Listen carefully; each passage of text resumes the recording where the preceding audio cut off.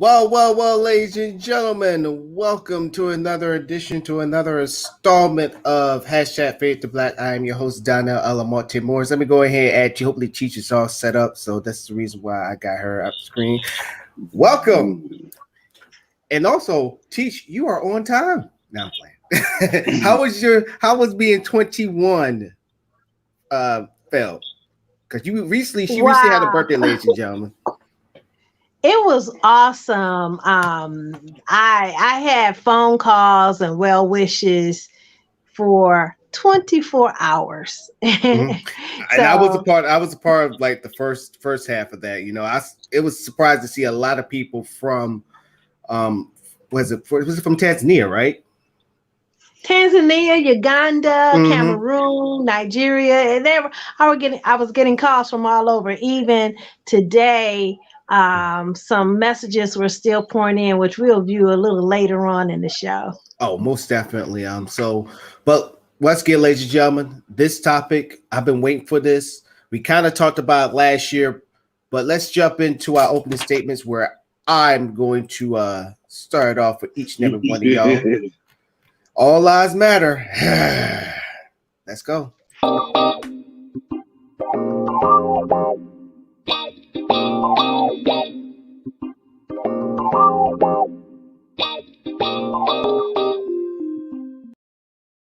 Ladies and gentlemen, my opening statement is going to start off like this. This all lives matter propaganda is going to explode on this show today. I just feel that it's been happening, even with this not even being said. It's been happening to us for years, been happening to us for decades. It's been happening to us since our ancestors put foot on this very land. When you hear somebody say all lives matter, every time I hear all lives matter, it's just excusing what you are going through. It's that one friend that you expect to help you out, but then they basically put their insecurities on you. You could be like, hey, man, you know, I just caught a guy flat. You think you can help me out? And then they call you on the phone like, well, shoot, I just had freaking my engine just died on me. What you want me to do? Rather than, hey, man, where you at? Let me go help you out. That's what I feel every time I hear about all lives matter. And it hurts more when it comes from your friends. And it's even worse when it comes from people that look like me, that look like Beast, that look like Teach, that sit there and say, well, man, you're not the only one that's going through it. Remember that one person always tell you that you're not the only one that's going through it. Somebody else is going through it too. And you be like, dude, I'm going through it right now. Help me. Help me. And in the words of Kevin Hart, I'm not going to use the N word, but help me. Help me. I could care less who is going through it right now or who had went through it. I'm going through it right now. And all lives matter is just a cop out for not helping other people or seeing their issues. But I'm a deep dive much more into this show. But Teach, go ahead and lead the way. good evening, everyone. Nanga Def, Manga Fari. Hello, how are you? I am fine. We hear that you shall reap what you sow. And oftentimes we look for that reward, or we have hope or anticipation on that crop. If you sow a seed, you expect the crop to grow. And sometimes it comes back to you in ways that you cannot imagine. And I just want to keep in mind, I want you to keep in mind that if you do bad things, your paycheck is going to be bad. It's going to be short. If you do good things, your paycheck is going to be good. So It real simple, reaping and sowing. And that's my opening statement. Good evening.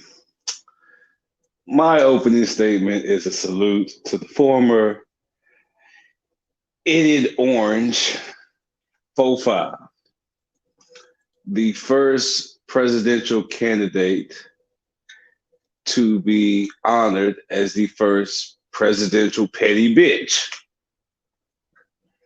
After being impeached twice, which is historic nonetheless, he said, nah, I'm just going to lead the country. And not only am I going to lead the country, I ain't going to act for y'all neither. So no more seeing me on your TV. No more Donald Trump. I'm leaving the country completely. Which is funny. He's the equivalent of that coworker that ain't worth shit. And you wonder why the hell they still there. And they finally get fired. And they decide to be a bitch about it. Well, the hell with y'all anyway. I was going to quit. So today going to be the day. Look, you know what? I'm going to tell all y'all about yourselves. You stink. I don't know what it is about you, but you stink. Why your eye look like that? Just that type of individual. That's what Donald Trump is, and that's what Donald Trump did, basically. Truly showing his colors and showing his self-worth and his character. And showing, ultimately, his value. So wherever the hell you end up, bro, I hope they value you. Because we damn sure don't. Auf Wiedersehen. On to the next one. Hope you enjoyed this opening statement. Let's get on to this show. All lives matter.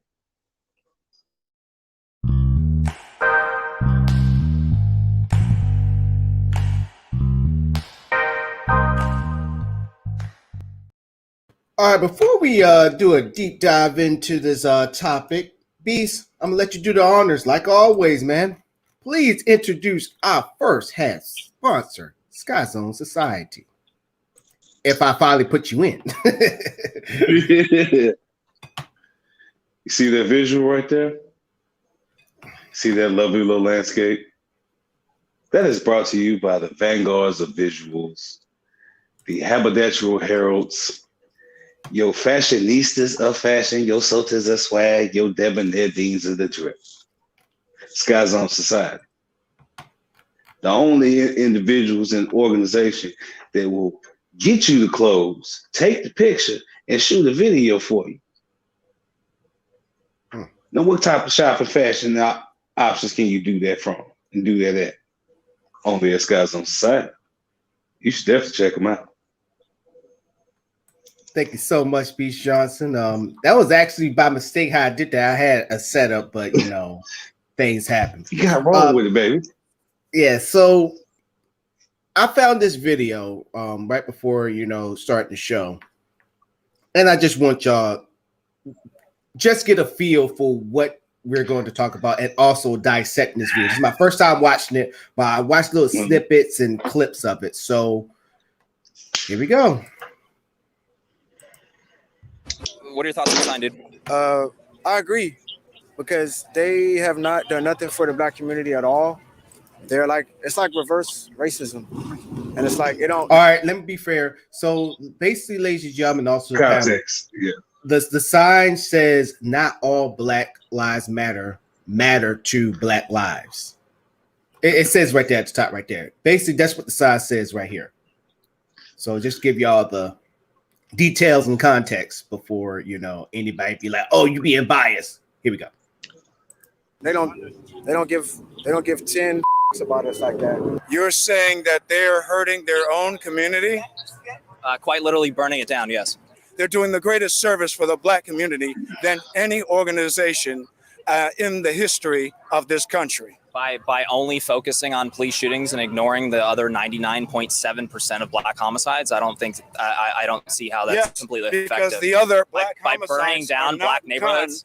The other black homicides are not done by government organizations whose job it is to serve and protect from those wearing uniforms who swore an oath to protect and serve the very people that they're killing. Yeah. And that's what you have overlooked. So no, that's actually I'm very well read up on police shootings. I very much so understand it. What I do understand, however, is there are way larger problems in the Black community that if Black Lives Matter actually focused on for a quick second could save way more lives.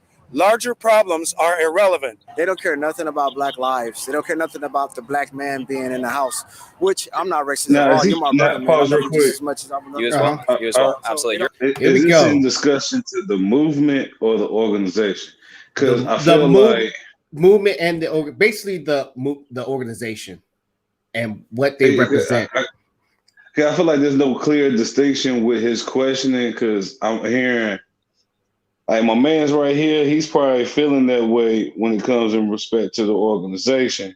But the white dude, oh, that was all movement. That was all movement right there. So it's like I'm just trying to get a better context and understanding of what he's actually asking, because I don't even think he's truly understanding what he's asking. Because I think he's one of those type of YouTubers that will just put up a sign and see how people are going to react, and he just asked the question. He said that he got all the sources on here, and we can look into it a little bit later in the show. But this is not basically on him and his content. This is basically what he's trying to put out there. Many people like him is trying to put out there. That's what I'm looking at, like what he's presenting.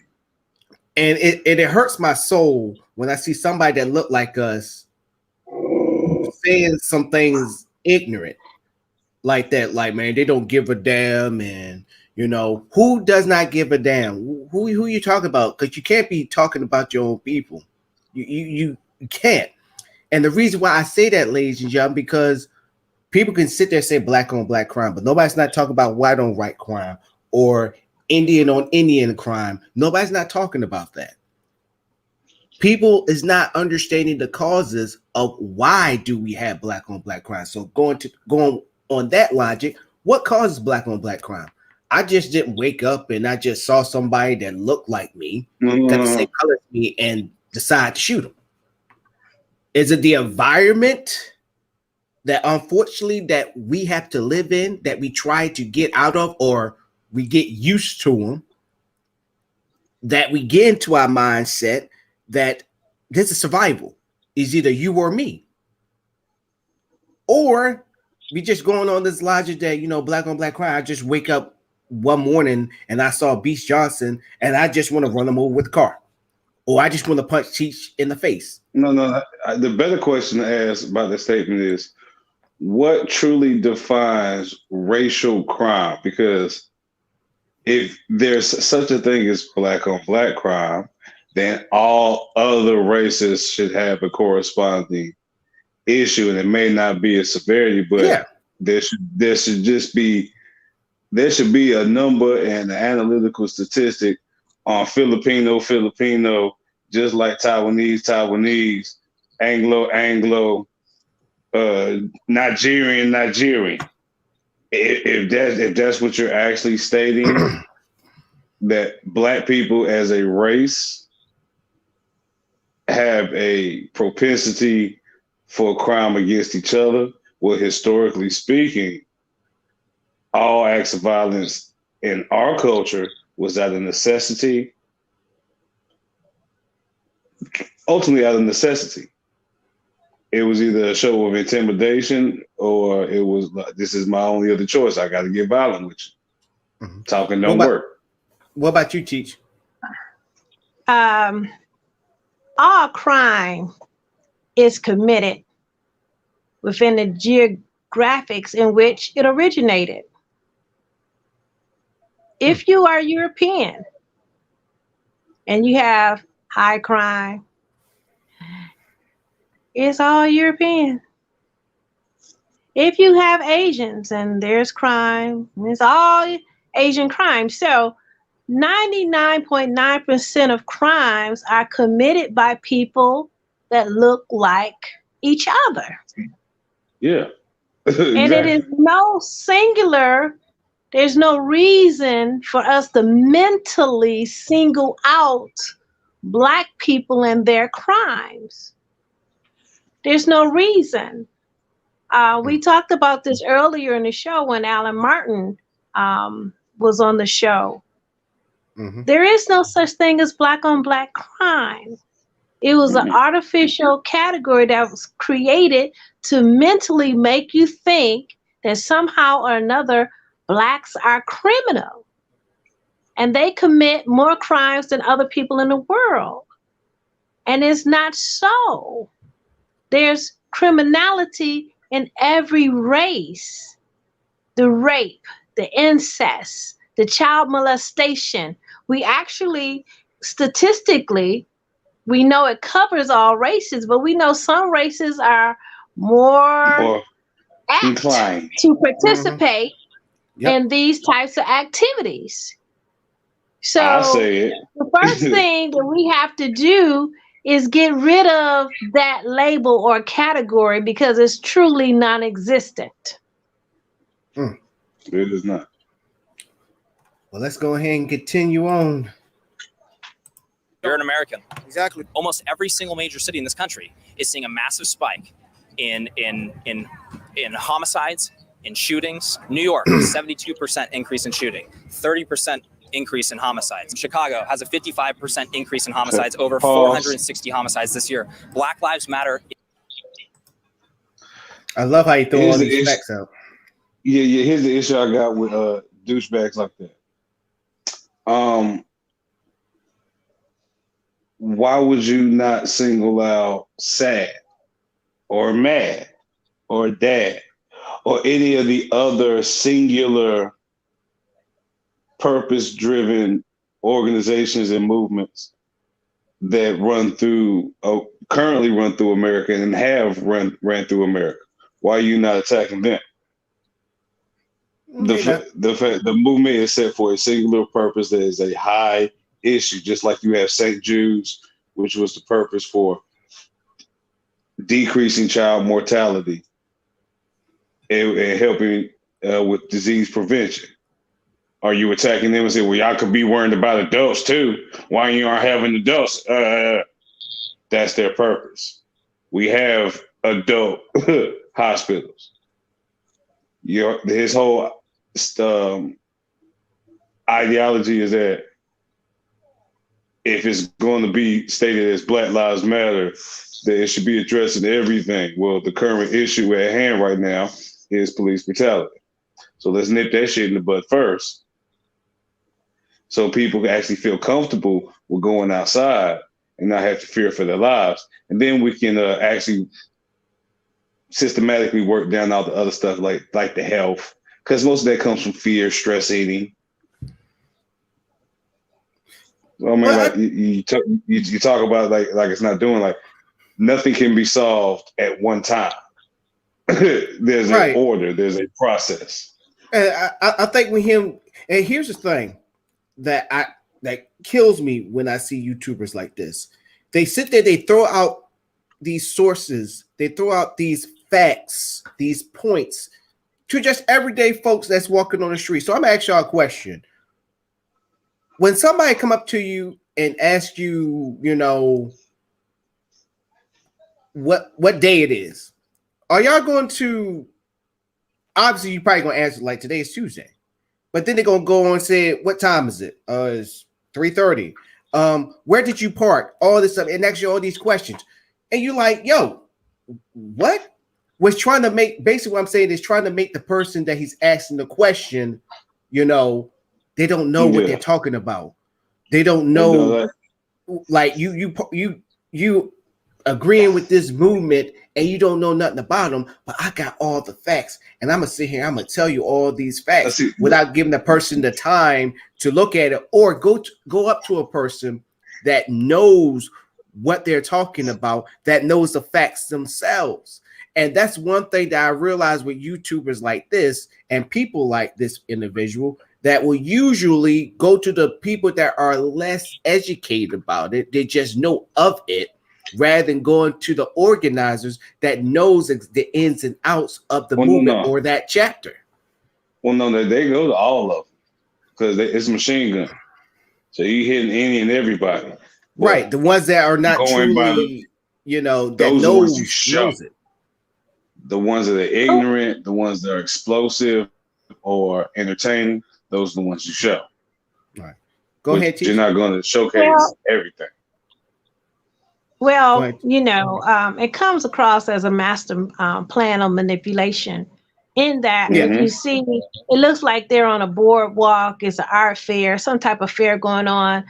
People walking around, milling around, and we could think that he is arbitrarily walking up to people, or we could think that it is lights, camera, action, and all these people are actors. We don't know. Mm-hmm. That is also true as well. We do not know. So the whole scene is a setup, and on multiple different levels. And then if he is just simply asking passerbys questions, one, is he asking permission to project or publish their likeness, to publish their answers? Is he having them sign agreements to that effect? It's funny. They don't do that. Because they don't do it because everybody wants to be on TV now. So that's their mentality doing that. Not everybody, But, You got some people that don't want to show. It That's brings the truth, the question. They don't believe the truth. It brings to question, who are the people that he's interviewing? Right. Okay. Is it lights, camera, action, or is it random? And then if it is random, what do we commonly know about American people? If in fact, if he's in America, it looks like California, maybe Florida somewhere, maybe. But my apprehension would be that it's all staged. I wouldn't believe anything being authentic in this particular situation. And his whole purpose, if he is a YouTuber and he's making a statement, not all Black Lives Matter, every road that he goes down with every interviewee will lead back to the road that says not all Black Lives Matter to Black Lives Matter. Yeah, and then also you realize he's asking like different ethnicities too as well. Like I think that dude that was really schooling him was a white dude. Yeah, it's a white dude, and he was literally schooling him because he was trying to push the narrative of these buildings, because we talked about it last year.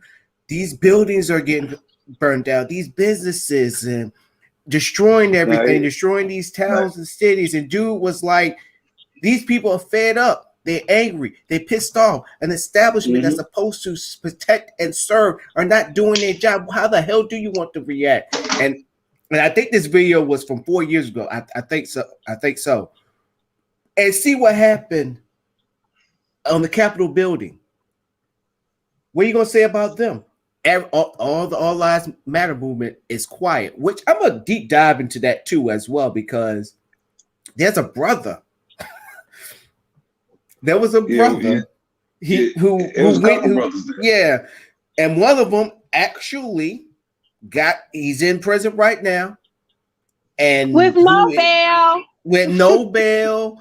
Nobody coming to help him. Nobody's coming there to save him. No GoFundMe, no nothing. So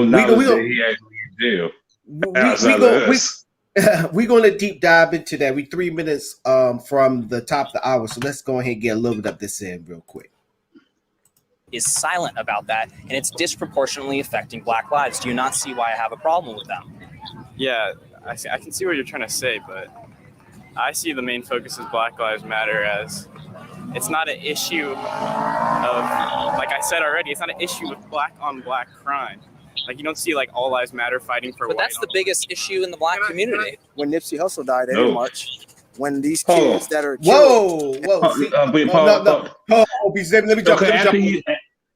jump. I need to look at them real quick because before I dig into him, I want to make sure what race I acknowledge him as. Because I was like, please be black, please, and you're not. So go ahead, and then I'm gonna tag in. All right. So for him to sit there and say there was no march on Nipsey Hussle, see, this is the issue when we have our own folks, and anybody can step in and stop me. This is the issue I have with our folks when they just think, since I'm independent from them. I don't think like them. I am an American. You know, I'm not with them. This is the damn issue that I can't stand. This is cooning 101. When you just sit there and you mainly talk out your ass. He probably don't even know who Nipsey Hussle is. He probably just read it up one day. Oh, Nipsey Hussle, he's a rapper. But nobody ain't gonna march for him. If he actually did his research and actually knew, because Nipsey Hussle is nationally known. Also up and down California. There were people, there was memorials. He even had the Crips and Bloods at his store marathon. I got when all that in happened. my city right now. Yeah. So for him to sit there and say there was no march or anything like that, it's a complete and utter lie. And he's not only making us look bad, it's people like him. Honestly, you know, I don't want to provoke violence on this show, but he needs to get popped in the damn face. I probably wouldn't even have a good conversation with him, because he's probably gonna keep on saying, what about the fatherless household? What about black on black crime? We're the most least Let me tag educated. in on that. Yeah, but go That ahead. sound like my cue. Kick it up. Oh boy. Boy, He did the Roman Reigns. you pasty face, chin beard, 1990s UK band boy, look like you got played with your pen when you were 4 years old. How dare you fix your face to say that the black on black crime is the greatest issue in the black community? Number one, you ain't black. Just like I don't care how many white women I sleep with, I don't care how eloquent and articulate and versatile I am with my vernacular, I'm always going to be a nigga at the end of the day. I'm always going to be black. I don't care how much you want to be black and want to be down and feel as though I can help with my white privilege. You're sounding like an asshole. You sound, and for this brother, and I use that term with the loosest of context, to Sambo, I admire his dance skills, but I know the Nicholas brothers will be appalled at all this shucking and jiving. I just know it in my heart. Because this is, like you said, this is his demographic. You're not going to see any other black person more educated than him, especially not that shade. No, not at all. That's when he found him. That's the ones he's looking for. Yeah. Teach, what you got? Well, one, he looks like he is Somalian, Ethiopian. So I don't know Second what he generation. is. But the issue is we as African Americans or Africans in America have to stay clear with what the issues are and not allow individuals to psychologically sidetrack us. Black Lives Matter is only exploring, discussing, and making ways to raise awareness on the issue of police brutality.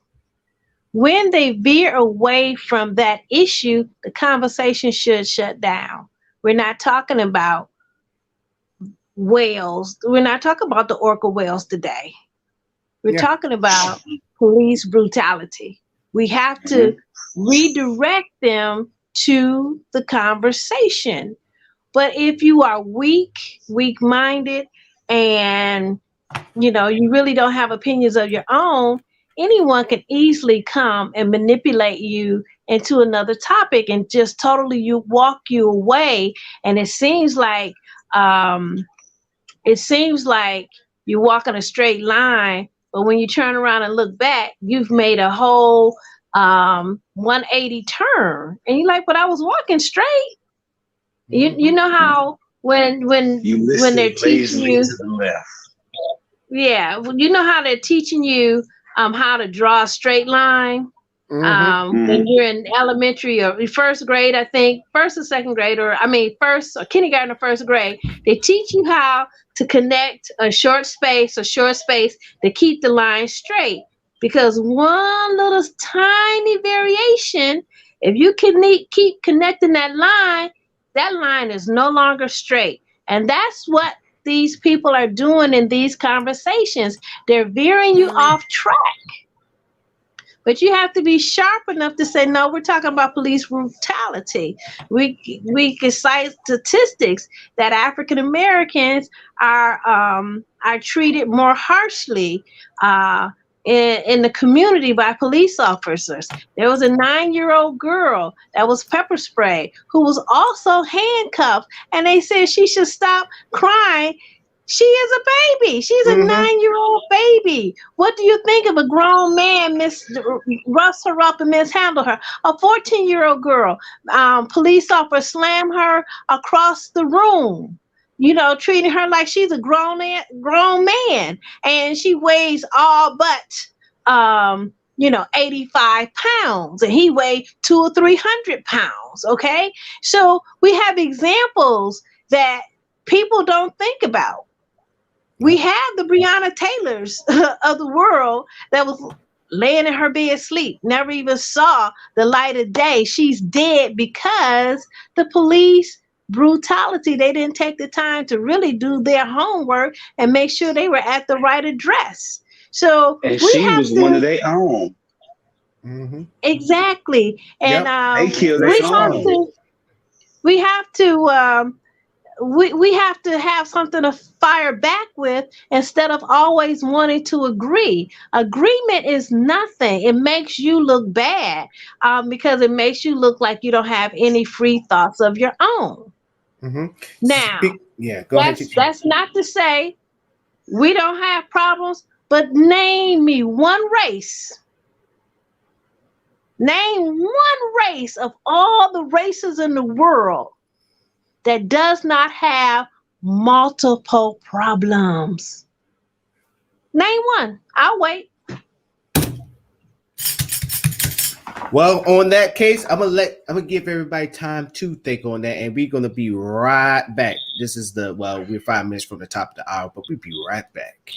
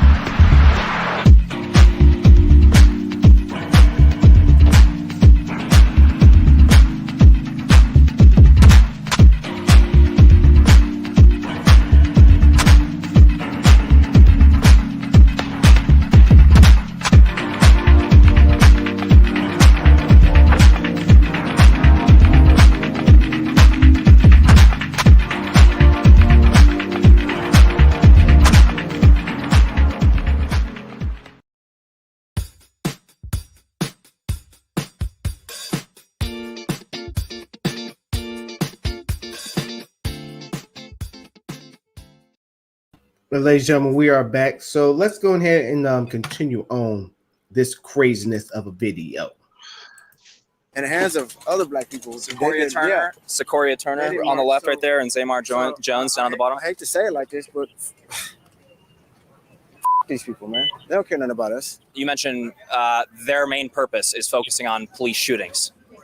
Okay, if you were to get rid of all police shootings killing unarmed Black Americans, That's an if. you would. And that's you would- superficial. Let me it's finish. I let you hypothetical. finish. I let you finish. Please let me finish. Okay.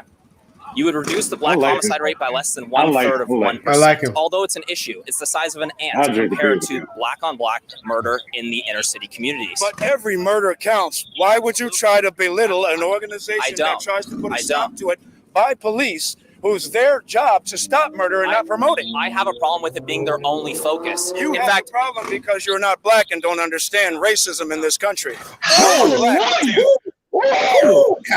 y'all? Look, hold on. I was thinking Yes. in my head, looking the whole time, like, my man. Yes. I'm trying to look at his face. It's the shades. I can't see all the face. I'm like, he's talking like a nigga. I don't care what the skin's on. He looking Louisiana light to me right now. Yeah, I get ready to say like Creole. And he said that. or he said it, and he's exactly right. And that's the underlying thing about this all lives matter thing. But you know I feel what? like shouting right now. You know, and the words of my my home girl, keep going. Take your stance. You wouldn't be Only able a to. white person would take your stance. he agrees with me right over there, and he's Black. That's him, and he's an individual. That doesn't count for the whole. You literally just said no. Black Ooh. Lives Matter was founded because of police brutality. Then change the name. I mean, perhaps it's just a misleading name, and perhaps it should be renamed a very, very, very small amount of Black Lives Matter, which isn't as catchy, but it would probably be more accurate. Irrelevant I'm not saying comparison. don't focus You're trying on to cloud Black. the issue. No, You're I'm not. trying to I'm cloud not the saying don't issue. focus on Atlanta's it. bro- I'm saying if they Atlanta's actually brother. focused on Black Mhm. communities and the major issues facing He Black plays- communities, they would he save plays more dominoes. lives. Say who? BLM. They don't care about He played Black lives. dominoes. If they did, they'd be in I the inner see. cities. They'd be supporting with their money and their time, painting houses, doing yard work, tutoring the underprivileged. Stop. Let me jump on this. I just What did love he just say? Because it sounded like bullshit anyway. he's saying that if Black Lives Matter really did care about these people, that they should be, teaching, putting their money in the inner cities, all that stuff. I just love white people like this. Hold on. No. Let me go in here. Go ahead. And then I'm gonna tag you in. Then we're gonna have Cheech come in. Yes, I gotta add yeah. it. I just love when white folks like this individual love to tell us what we should be doing to make our situations better. What if I told you, not if, I'm telling you now, that's already happening. I mean, Teach will understand that. I mean, Teach did tour in the inner cities, ain't that right, Teach? If I'm tell me if I'm wrong, but you did tour in the inner cities at a time, did you? I did what? Teach in the inner cities, or No. any programs in the inner cities that already have tutoring, have after school programs, and all that stuff, right? Yes, most cities do. Yeah. So Exactly. for him to sit there and say things like that, not him, but like white folks like that sitting there saying all these things that Black people should be doing, but they are doing. But the issue is they're underfunded. They're underfunded. They don't have the support of the freaking local government. They also don't have don't even have the internal support within the schools. You want to know why? It's because majority of the freaking people that are running these organizations, yes, we talked about it on the previous show. Are they ran by Democrats? Yeah, they are. But you got people that be sitting on their hands and they don't do a damn thing. You don't have superintendents that sit there and tells the establishment, tells the mayor, tells his supervisors up above that, hey, for us to stop the killings and stop our kids for keeping this trend and this generation going, we need funding for these for these programs for our schools, so we can keep them in schools, keep them educated, keep them engaged. These things are going on, but when you don't have the financial backing, the support from the local government, and the support within the schools, you have these things happening. So when is this going to change? When is this going to happen? You still got people, even before Black Lives Matter, you had people, activists, who've been saying this about the inner cities for decades, for years. Go unnoticed. Nobody ain't said anything. Now it was the best time. Now you get to hear their voices thanks to Black Lives Matter. These things has already been happening in inner cities. It's not like everybody just sat down and like let these things happen like, they're lost cause. So right there is a sense of his white privilege. Of It's any white person. ignorance. That's right there. That's white privilege right there in a nutshell. Where you just sit I wanna there and you ask- throw your insecurities. Go ahead, Teach. I want to ask a question. And it's a common saying. What good can come out of Jerusalem? Have you heard that phrase? I have not heard that phrase, but it does raise First up my time I've ears a heard bit. Okay, Yeah. well, Bible But I see people what you're getting at. Bible people quote this phrase. And basically, Jerusalem was a town that wasn't savvy. It wasn't metropolitan. It wasn't the going thing. It wasn't the lifestyle of the rich and famous. So when Jesus came along and he was born in Jerusalem, they said, what good can come out of Jerusalem?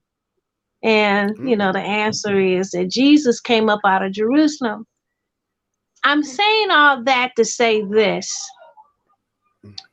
When you speak of urban schools, your mind has been programmed to think that there's nothing good there, that the teachers are crappy, that the kids are derelicts, and it's just a lost cause. And the only way that that person or people in the inner city could have a chance at a decent life is that they go to the suburbs, because the suburbs offer More access. the quote unquote more access.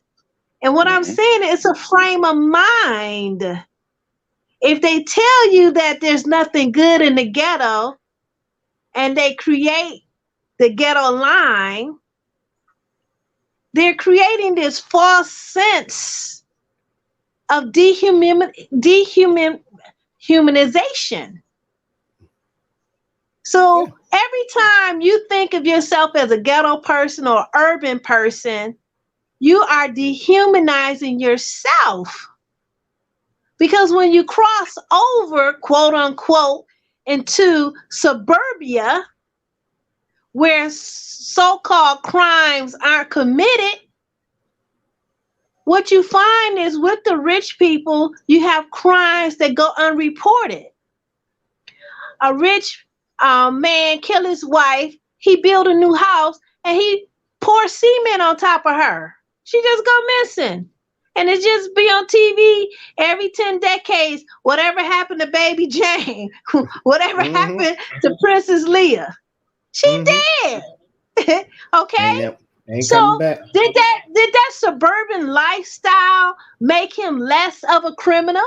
No. Nope. Money, power, prestige, or the lack thereof does not determine whether or not a person will be criminal. It does not determine if a person will excel in life. It does not determine if a person will lack in life. The only thing it determines is nothing. And we have to deconstruct our minds into thinking that because it's urban, it's bad. And if it's suburban, it's good. Because weren't the Timothy McVeighs and the, what's the boy down in South Carolina? Weren't they suburban people? Yeah. Dylan Weren't all these people that marched on the Capitol, weren't they suburban people? But let's think about that word for a second. Think about the actual suburban, suburban. The prefix sub is always defined as what? Lower than the low. You have a basement, then you have a sub basement, something under. The lowest something under the lowest point possible.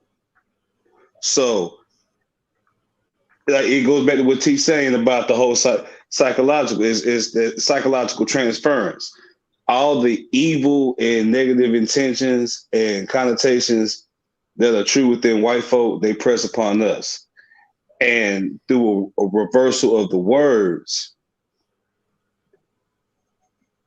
they try to apply it, because urban is actually suburban when it comes to the level of dignity and grace. Suburban means that if we, as the urban individuals who are perceived and categorized for being thievish, criminal, debaucherous, deviant, then the suburban individuals should be even lower than us.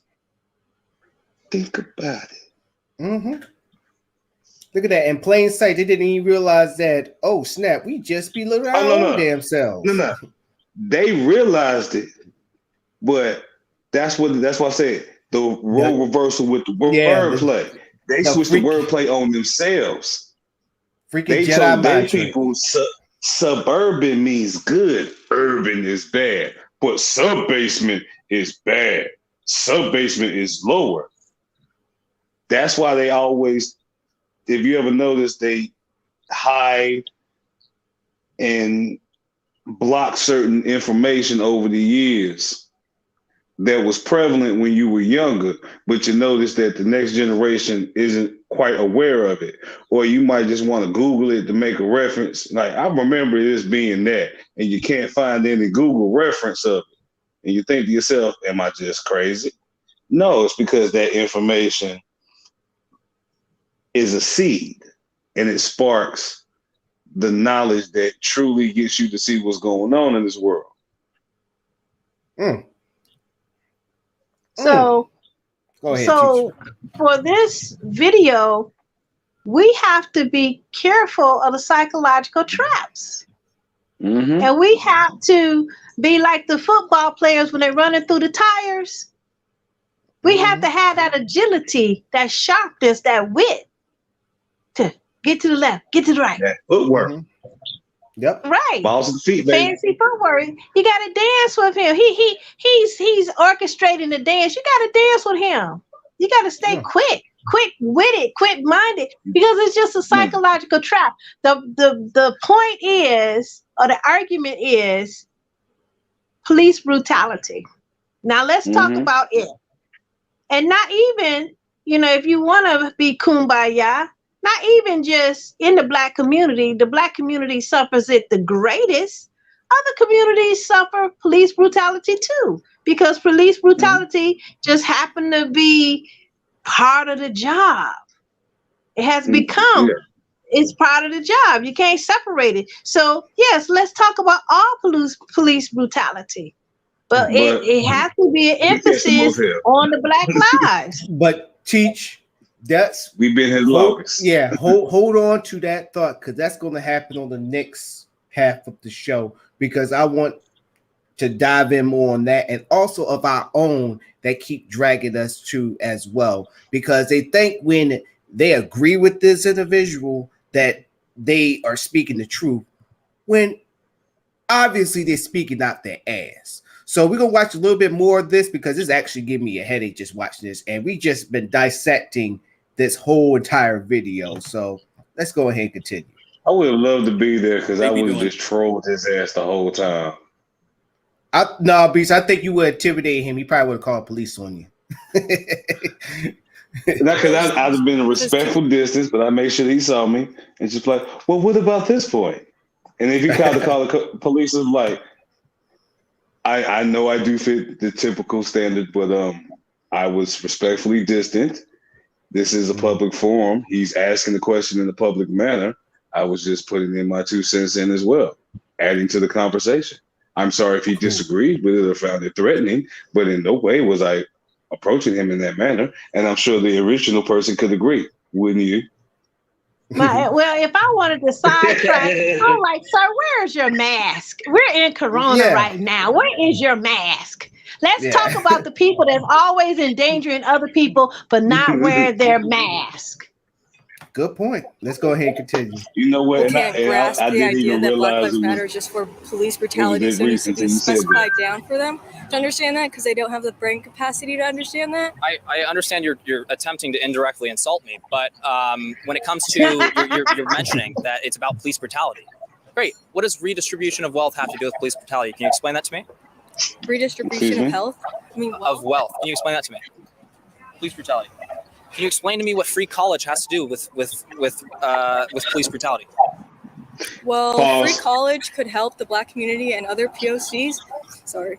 Pause. Free college could help a lot of people. First of all, Back to we'd like to my welcome early- Mayo on the show real quick. Hey, what's up? Man, What's up, brother? Man, No, what's you up, Hey, been man. man? someone.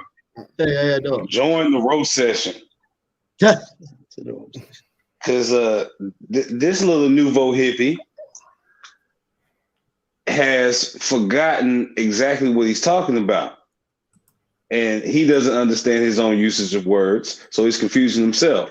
This goes back to the point of you're questioning people in a vague sense.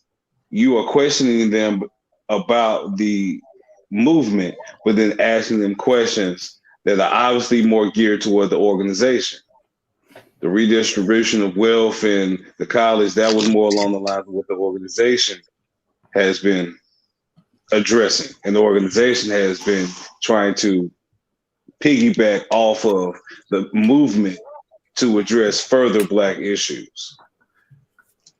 Now, if he was smart enough to actually realize that and see that and understand the difference between the movement and the organization, he would find and truly realize how trivial and stupid and pointless this whole endeavor was. No matter how many views he might get, you're wasting your energy and you're wasting everyone else's time. And you're wasting precious footage.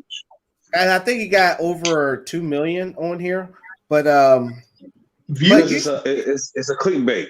It's a clickbait subject, and then you see the format. So you're like, okay, I at least want to hear what some of these folks say. And as long as you play at least 2 to 3 minutes, that's good. You don't need to play the whole thing. And then also 3 give seconds of the counts. But see, it also give people the warm and nice little fuzzy, definitely those that don't look like us. I'm not being prejudiced when I say that. I'm just speaking truth. Give them a warm and fuzzy, like, see, I'm not the only one that thinks this. And I guarantee you, if we go in the comments, they'd be like, oh, he owned her. Oh, he owned him. What's that way you saying that for? He don't know nothing about it. And see, this is the thing that kills you me. See paragraphs, or depending on what form. YouTube, hate speech comments. Facebook, paragraphs within links, with other links, with multiple sub-comment conversations. Like you'll see a paragraph and then you'll see 570 replies because people have started a whole nother dialogue off this one comment. Right. And you'll see multiple versions of that throughout the whole comment stream. Mm-hmm. Hey, Mayo, I'm going to let you come on in real quick. What do you think about just seeing that video? I mean, I was kind of trying to pick it up. So, I'm assuming because I'm reading the title. So, and I'm assuming basically, let me help you out. Basically, he has a sign and he's at some kind of social. It says right there at the top. Yeah, he said not all Black Lives Live, but he has the corresponding Black faces that he's using to prove his point. And he's basically asking people and trying to get them to sway to his point that the movement does nothing for the black plight basically stating that when it talks to Black Lives Matter, that not all Black lives are mattering. It's like, what about this person? He's trying to bring up. He's trying to use the black on black crime. Right. Trying to say that dispute to state that, well, they don't care about everybody because what about this gang related shooting? So to help They you out, should be man, talking about that as well. we're gonna play a little bit more until you say, well, tell the next stop. We let not you top chime in. hour. Yeah. Yeah, we're gonna let you I'll chime let in. him. Yeah. There you But go. we can't afford it. They leverage the Trying to police cloud murders the because they have issue a with far other- left political you're trying agenda to cloud that issue with other situations, and that is that are far greater issues. That's a crime. No, to you because you're white. No, they're not no, greater for the- issues for- to blacks. Yes, they are. You can't say they are because you're not black. How many unarmed black Americans were killed by police last year? Go. Enough for Black Lives Matter. I how don't many? have the answer to that question, and nor do I need one to have an opinion. There were 14, half of which were assaulted police officers. Now, I'm not excusing all of these, but what I am saying, let me finish. No, that is not a lie. That's a lie. You can According to the Let him use it. Let him Washington use it. Post. You can go look at the That's a lie statistics right now. according to news broadcast. You know, their leaders go up on the news saying we're going to be burning the system to the ground if we don't get what we want. If we don't get defunding the police, if we don't get free college, if we don't get free healthcare, if we don't get all this stuff, communities absolutely destroyed. Those are black business owners. Those are black employees. 17 Americans killed in these protests and riots, the majority of them being black. You say Black Lives Matter. How? They don't talk about it. They don't talk about any of this stuff. Of course, Black Lives Matter. I agree, all lives matter. But yes, of course, in that, Black lives do matter. But what they're doing and what they're preaching and what they're all about is absolutely corrupt, and it's terrible. And it's all political based. It's all Democrat versus Republican, and it's just a way to push the Democrats into office. There were more than 14 for one, That's and incorrect. two, they weren't all assaults on police officer, and three, if they were assaults, No, I didn't say all. I said half. half of them were not assaults on police officer. Your information That's is correct. not I've gone only through. incorrect, but you're misusing the information. And even if you No, were I'm not. that doesn't make Black Lives Matter irrelevant. I'm You not. are I trying to never put that said. down I and never you are said trying that to Black cloud Lives the Matter issue. is irrelevant. I never Okay? said that once. All the murders count. You're putting As words in my opposed mouth to No, literally I'm not make your putting argument words in your sound mouth. better. There's David Dorn, a black ex-police Stop chief, it that was now. killed by Stop protesters. it now. Damn. That's There you go. weird. Wow. I mean, obviously you can get where see, this is the problem, like, and this is just my mindset. I like to listen to their side a lot because I feel like it don't do us no good talking to us, like preaching to the choir, hoping that, oh yeah, like they just bad people, and we all saying to ourselves when they feel like they've been attacked, So I'm like, well, I'm gonna listen to y'all, what I mean? But you gotta make sense though. You got, as long as you make sense, I'll listen to you. Even if you have different opinions than I do, because they see it one way. They we just care about our lives and we don't care about all lives. Which is dumb because all lives is not being threatened. So I guess we get in between us away. We get the point. They are acting like they don't get the point. So it's okay to listen to him, but to some level, when he gets to start talking about how half of them were police attacked police or whatever. That's not true at all. I'm yet to see one case when any of these people that got killed was attacking police in some kind of violent or life-threatening way. So I don't really like to jump in. Oh, we are right, they're wrong, because they on their side they are doing that too. We are right, they're wrong, and we would never get nowhere. I don't really think America. As a matter of fact, we waste more time doing anything without argument, instead opposed to how can we get folks more educated so they can deal with society, and maybe make some better income, do some better ways, and get more of African Americans in the police force. We can change the dynamics of how those things are happening. We're not going to turn these people's minds in a different way if we come at them like you wrong, and they come at us, you wrong. So that's all I don't want to get into. But again, the parts where the reason why I listened was I wanted to find out how ignorant it was, how far ignorant he is. When it comes to him lying about the facts, that's beyond that. That means you just have an agenda just to destroy. And I wish somebody would, like the one guy told him that he was lying. So I guess I might just be a little bit off base compared to everybody else about this, because I've just, my life been threatened several times, just being stopped by police. When I walked to I don't know if I told you the story. When I walked to the sheriff's office, I got stopped by campus police. I was in the Jag. They're like, in their mind, what is this black guy doing a Jag on campus? So and they were on the bikes. Before I knew there was other ones pulled up. They questioned me, my job, because I told them I work for, like law enforcement. They question that, I mean, it just kept going. They kept trying to push my button, talking about how many properties I own. They saw violations of my property. I just explained to them that I just bought that property, that the violation was on it before I got. I mean, I'm like, I didn't drive my properties over here. Why y'all looking into, So I mean, so it's not like I've not faced this thing. My thing is just that I don't want us going around picking fights with people who are not going to understand. I mean, if I can say to us, I would say, like, don't go around trying to change their minds, saying they're wrong. If anything, try to find middle grounds. And I'm trying to find middle grounds with him. It's hard to find middle grounds with him. Obviously, I'm trying to find it off those people's words. The people that he's talking to, I'm looking at them and saying, are these things that I would say?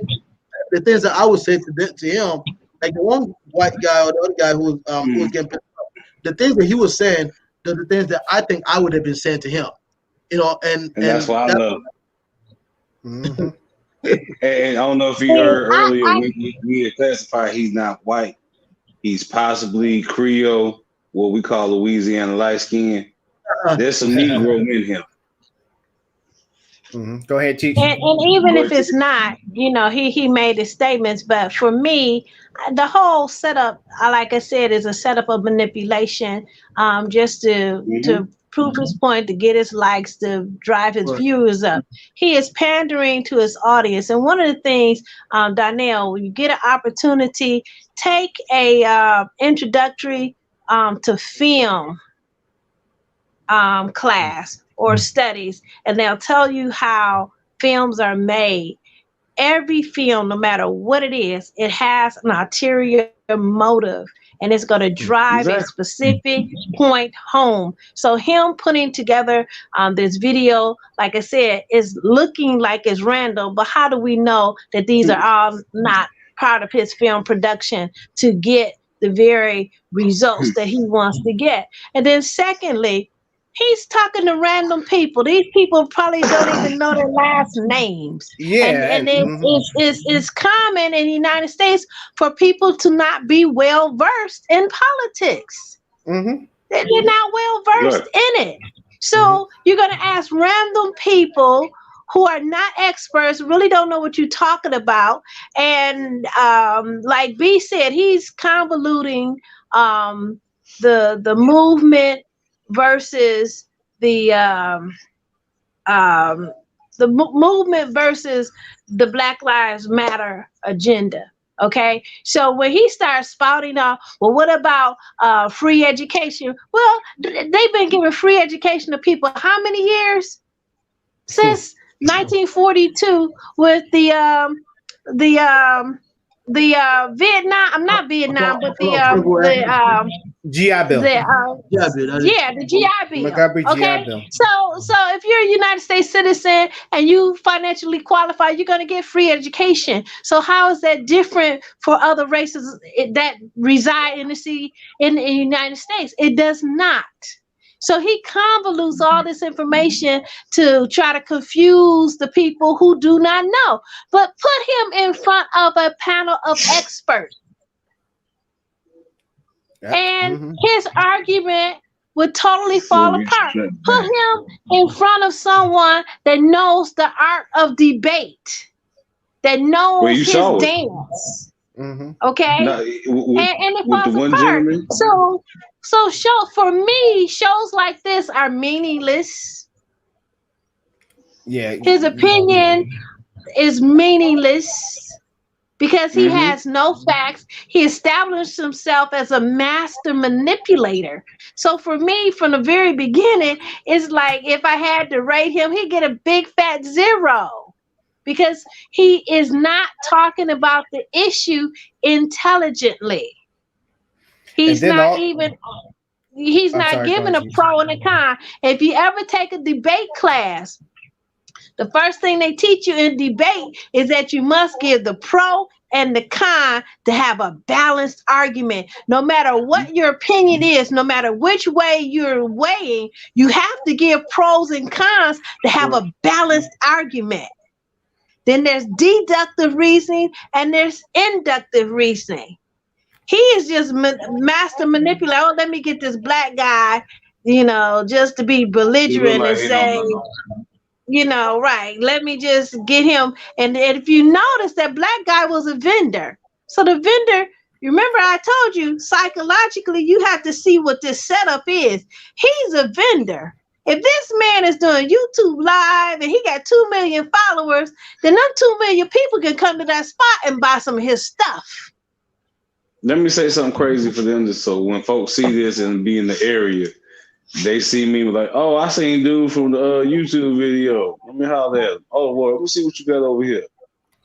Oh, hold up. Let me show y'all. So you remember those sources that he said that's on the on this page at the bottom? Remember that?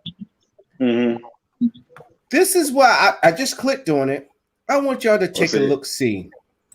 If I see Wikipedia, I'm done. Oh no. He got from the Washington Post. But see, this is the issue when people get sources. They like to look at certain parts. Remember, he said that cops are at a higher rate of getting killed by black folks. Look at this chart. I'll wait. I'm gonna put that on big screen so everybody can see it.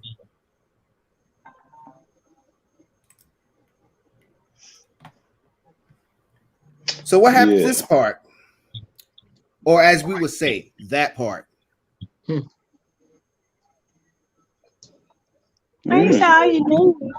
All you need is an intelligent person to debunk everything that he's saying, and somebody that actually has the resources, that is an expert, that has their finger right on all those statistics. Mm-hmm. It's not even that. It's just we live in the era of, like I said, so much access, and we've learned with Trump that fact checking has become prevalent and almost essential in this age now. You can't just make no claim online. It's gone to the point where people will, or there's been posts posted up that have been deemed historical, and they will go back. Anything that's quoted, oh, this was said this, or no, they're gonna check it. Yeah, now, even for random posts that you see, they're like, oh, this was a really an invention made in this time. It was used for this, so you share it. Next thing you know, you go back, oh, that was fact checked. It's false, bro. You can't show it. So for him to really be like that, like for him to present it in this manner, thinking he's gonna get success is retarded. But see, the thing that kills me though, we live in an age now where you can tell them that that's false. Here's the truth, and tell them, you know, when they say facts don't care about your feelings, you want to know why? Because the truth never changes, and the truth just don't give a damn. So I can go on that fact. So when you try to combat a fact with the truth is always going to win. But nowadays, people just not going to get it. They're just going to be like, no. They don't want to. They don't want to. They don't have to. Just like all these Republicans, they really need to heal. They need to get some psychological help, because there's a group of them that really think that that Biden stole the election from him. No, we didn't want him. And they said, well, there was millions of people that voted for Trump, but not as many millions that voted for Biden. Biden had more millions than Trump millions. Yes, he had millions. He won't dispute that. But he didn't have enough millions to make him the president again. And then you saw that he was trying to cheat. But see, that's a whole different show.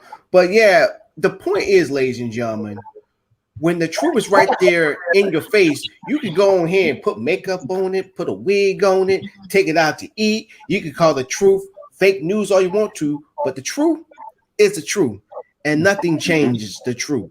The facts changes, but the truth never change. But the thing that really hurts me the most, go ahead, Mayo. So I just want to make sure y'all understand what I'm saying, because I think there's a point that I think that we are missing, at least from our side. Because I actually was on send y'all a video this past weekend, and it was one that just got me hot, you know. So, but it was a video of what's this guy's name on The View? It was Van Jones. I know you're talking about Van Jones. Oh, so my gosh.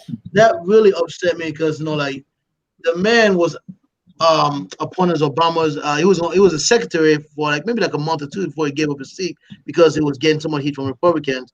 When Obama got in 2008, that was one of the things that he first did. I kind of was like, "How you gonna take black man out?" Because other side is complaining that he's a radical or whatever. So he's supposed to be a radical, all that stuff, and because he had said some good things about Trump within the time that Trump was in office, and he had nerves to do that, and then said a lot of bad things about Trump, like everybody does, because they found some good things he said about Trump. They berated him on that show.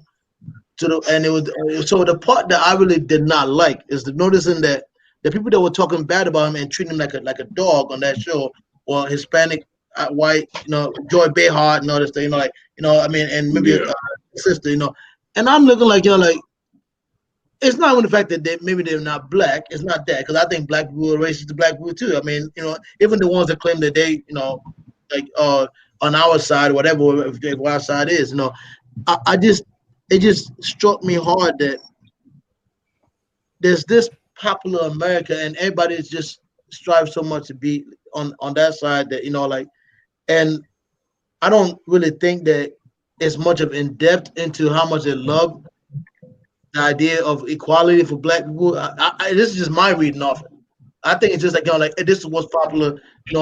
Anybody that is Team Trump and Republican and Team Democrats, we're liberal, and this is why we're going to prove it. And I think that this is probably doing more harm to us as a people, than the idea of hey, what are the things that actually happen? Where are the systemic changes that we need to change to move forward? And opposed to being a cheerleader of one side, or our team won, or they got the record wrong, our team, So when we talk about this election stuff, it rubs me wrong, in the sense of our fact. We have facts, they have facts. There's two facts in America today, even though there should be only one fact. But somewhere along the way within the election system, which I've been doubting for so long, when Bush go, I doubted it. But they after what the only thing we did is we know how to be like, okay, we agree, we would agree to the records that the election commission has given, and we would just move forward. Even though we think something is wrong. In my opinion, the only difference than us and them is that they just chose not to agree and chose to put force without them not agreeing. Right. This whole thing about they lost and they don't want to agree. They don't think they lost. The fact is that they didn't lose. In their minds, they got cheated. And I can see where they can think they got cheated. I mean, everybody was against their president. They couldn't turn on the TV. The only thing they can do to talk about their president was watch Fox. Everybody else did not. I mean, nowhere in popular world liked Trump or give him a shot. And that's what Van Jones talked about how the media never talked about anything he did well. Which, Sister Neil was talking about earlier, if you don't talk about good or balance what you're saying, people gonna think that you're not telling the truth. The mainstream media never gave anything positive about him. So most of them, when they watch it, and what positive thing did he do? Well, you can say that, but I'm asking. Say one, this, two, that, three, that. He never did anything positive. And politically speaking, go ahead. I Van Jones.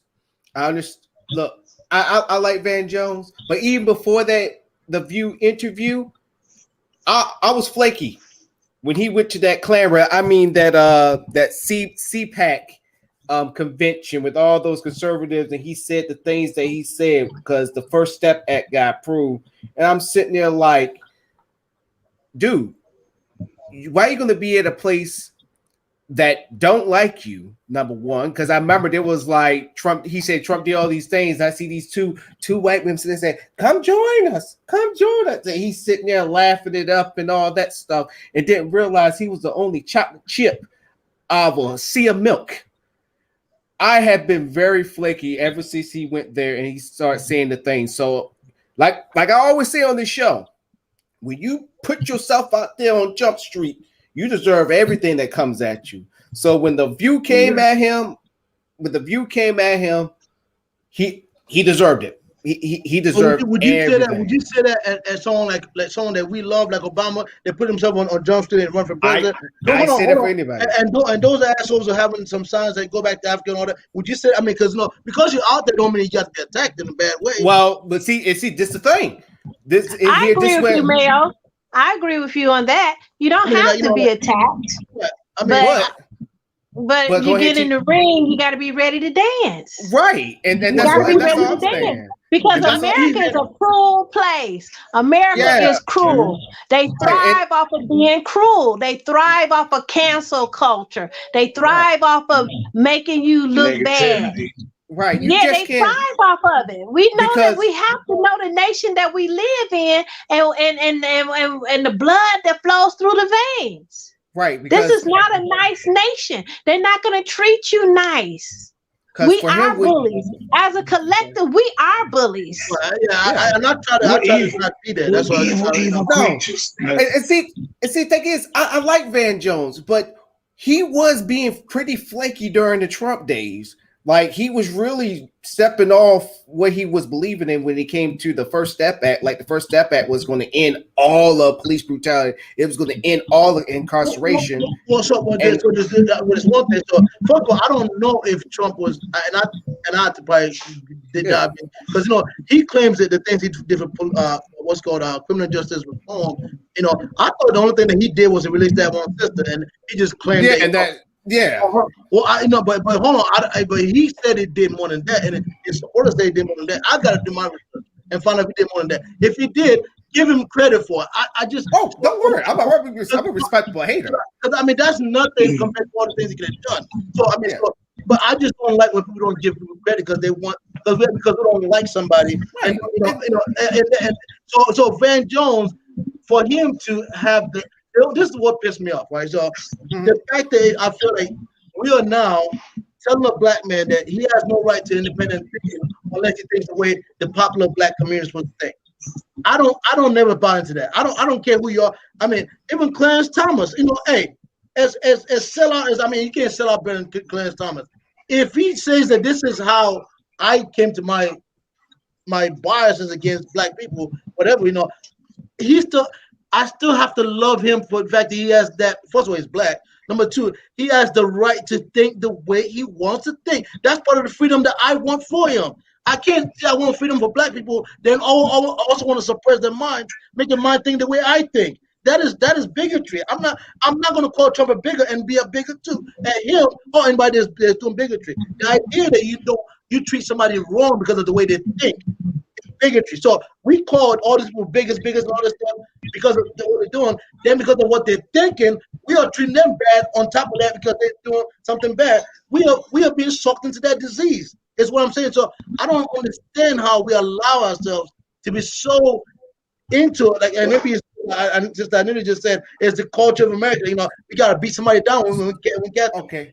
So here's my question to you, Mel. So, like a Candace Owens. I was going to use that as an example. Good. Yeah, it's like a Candace Owens. If she says a bit of truth, if she says that black people do not have no generational wealth, but she's spewing all this hate against us when she said George Floyd was not a victim, should we put her in the same category too?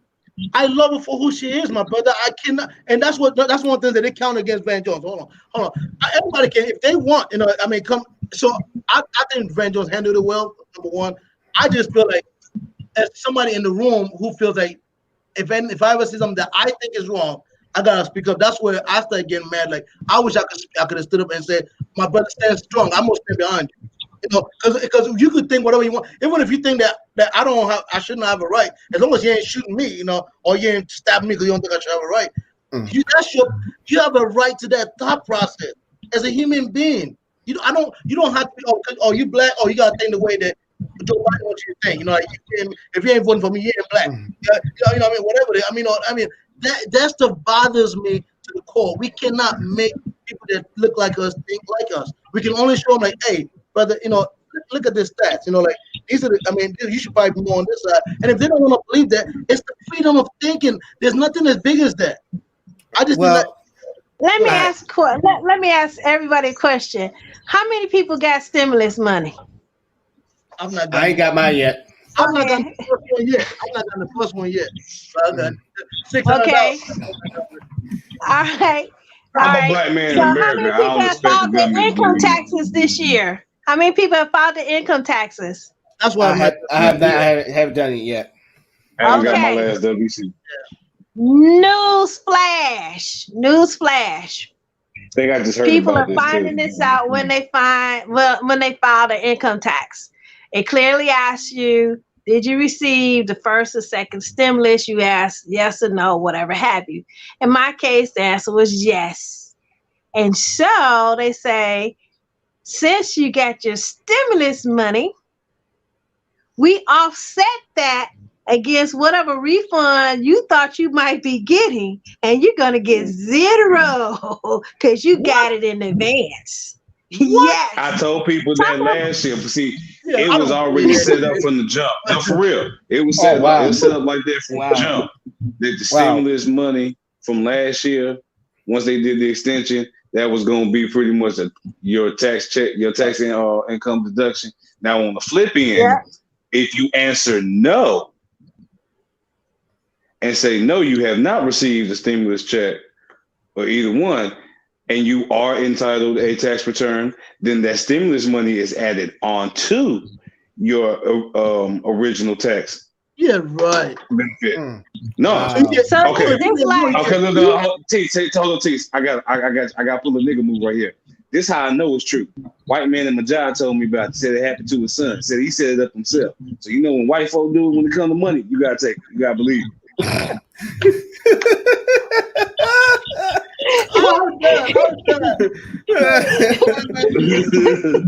But go ahead. California. they give it to you and take it back. In other words, they didn't give you anything. Yeah. There you go. They loaned you your own money and took it back. I thought the argument was to give additional money, though. The argument they kept making in Congress was to give additional relief, and that's what it's supposed to be. So I mean, I seriously might think that you might have a case to stand to be able to sue the, I mean, I don't know, maybe the Treasury, whatever. I mean, or maybe not, not strong, but you might have a case to be able to send something additional to IRS. There may be a appeal, case by case appeal process. They're talking about that releasing another $1,400. I don't know what stage that's in, but they passed it, Senate basically, passed. okay, so that's coming. But basically, the stimulus money was an advance on your refund. Mm-hmm. Wow. But to go back to what Mayo was saying, because we're about to go And I on was going to send you that whole. I was hoping we had a show about that. So I got you. So I won't go back to what you were saying about we should respect what people's thinking, but then I can go back to you with freedom of speech, where hate speech is considered free speech. So I can come back. I can come back to you with that. So what I'm saying is this. What I'm saying is this. I'm not expecting you to think what I think. I'm not expecting to think what Teach think. I'm not expecting the Beast to think what Teach think. I mean, it could go vice versa. My thing is when you put yourself out there with your thoughts and your what they call it opinions. Now, y'all already know how I feel about opinions. Opinions to me is when it's just the four of us. We're not live. We don't have a group of people around us. And I say, I love Coca-Cola. Everybody would know Morris loves Coca-Cola. Morris would probably take a shower in Coca-Cola. That's how much he loves it. But see, y'all would know that. Y'all would know that. But if I go out into the world and do this show and just say how great Coca-Cola is, how it's the best soda in the world, you're gonna have a lot of people that are Pepsi fans. Or what's that one soda? Jones. That's what it's called? That's Mr. Pibb. Mr. Pibb, or somebody that loves root beer. Root beer. They will all come at me, and I could be like not even honest, but like I could be cute with it, could be nice with it, subtle with it, and people like, no, dog, F Coca-Cola, Pepsi. Or me, y'all see that I got the Ford coat back there, and Chevy people gonna come at me like, man, found on road daily. And then the Dodge folks like, yeah, that F-150 ain't nothing. You're just gonna see somebody comment, click to a link, click on the link, and it's gonna be a video that starts off saying, Ford's for fucking pussies. Yeah, and so what I'm saying is there's a time and place for everything. I'm not saying Right. all that make Van Jones a bad guy. I'm not even saying that. I still love the brother. I still follow him. It's not gonna put a stain on the work that he has done.